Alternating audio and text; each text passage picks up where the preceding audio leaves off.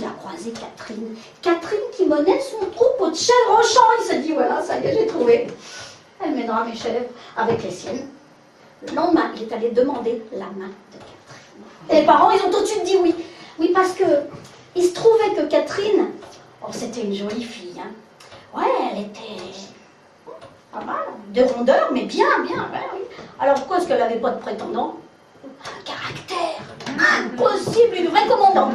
Pour faire travailler les autres, elle était là, mais travailler elle-même. Doucement, doucement. Donc, ben voilà, qui se ressemblent, s'assemblent. Les parents ont dit oui. La noce a eu lieu très vite. Ces deux-là, ils se sont bien accordés. Croyez-moi si vous voulez, mais Catherine, elle était encore plus paresseuse que son mère. Enfin, si c'était possible. Elle était futée. Hein?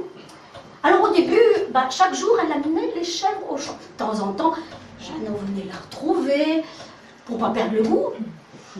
Et puis, elle réfléchissait à comment s'en débarrasser quand même. Au début, elle faisait aussi la soupe tous les soirs. Puis après, tous les 2 soirs. Puis de temps en temps, c'était fatigant de faire la soupe. Ma foi, on pourrait bien se contenter de pain et de fromage. Ouais. Bon. Tout le temps a passé comme ça. Et un jour, elle a trouvé.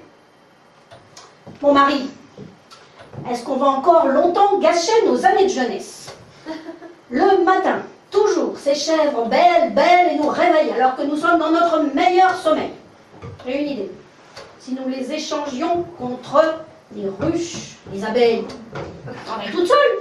Il n'y a pas à s'en occuper. Ma femme, quelle bonne idée! Ah oui, des abeilles. Elles sortent de leur maison, elles s'envolent, elles vont travailler sans qu'on leur dise. Il n'y a pas besoin de les surveiller. Elles reviennent toujours à la maison, jamais elles se perdent. Un peu plus tard dans la nuit, Marie s'est réveillée, en sursaut. Il lui semblait qu'on frappait. Oui, Louis, je crois qu'on frappe, réveille-toi. Les coups redoublaient. Louis, réveille-toi. Et Louis ne bougeait pas. Et là, les coups étaient forts, et puis le chien aboyait fort. Louis, réveille-toi. Alors Louis s'est assis péniblement, il avait la tête lourde, et il a allumé la chandelle. Ne bouge pas, Marie, ferme la porte derrière moi, je vais voir. Il s'est levé, il a traversé la pièce et il a ouvert la porte. Et là, une bourrasque de vent, de pluie est entrée dans la pièce et dans la porte, il y avait la silhouette d'un homme. Il a vu un képi, il a vu une pèlerine, des bottes, un galon. Alors Louis, tu ne me fais pas entrer. Tu m'as invité pourtant. Louis a reculé d'un pas. L'homme a avancé d'un pas et là, il a vu. Il a vu sous le képi les orbites noires dans la masse blanche crayeuse du crâne. Il a vu au bout des manches les os blancs des mains et les os blancs des doigts.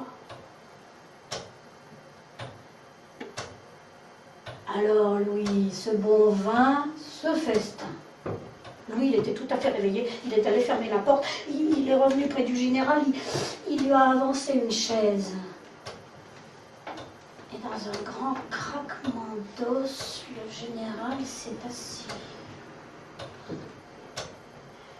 Louis, il est descendu à la cave, il a ramené sa meilleure bouteille de vin. Il a sorti 2 verres, il a sorti 2 assiettes, il a sorti des couverts, il a fait réchauffer le ragoût. Alors, Louis, à quoi boirons-nous? À la vie, à la guerre, à la mort? Tu me diras.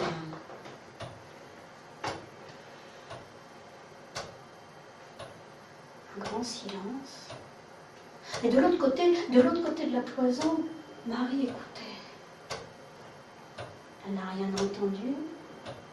Des bouts de fourchette. Il buvait, il mangeait. Mais très vite, Louis a remarqué que le général faisait semblant de boire. Le vin ne descendait pas dans son verre. Et la nourriture, il la jetait sous la table, le chien la mangeait. Et à la fin, alors Louis, tu me tiens responsable pour la mort de tous tes camarades. » Et Marie, de l'autre côté de la cloison, elle a entendu un cri, Louis explosait de colère. Oh, ce cri, on l'entendait bien à des centaines de mètres à la ronde. Tirez les filles, serrez les nœuds, poussez, manœuvrez les pédales, tirez, serrez, poussez, manœuvrez les pédales. Et puis c'était la pause. À la pause, elle retrouvait les autres filles. Il y en avait deux qui l'avaient pris un peu sous sa protection, qui était vraiment gentille avec elle, et puis une autre qui l'appelait la bossue, mais enfin ça, elle avait l'habitude. Les filles, elles parlaient surtout des garçons. Madeleine écoutait, elle disait rien. Mais la pause, elle passait trop vite, fallait y retourner. Et encore des centaines, des milliers de fois, il fallait tirer. Et puis il y avait Victor, le contremaître. Alors lui, il arrive près de vous, vous ne l'avez pas entendu arriver, il vous crie dessus.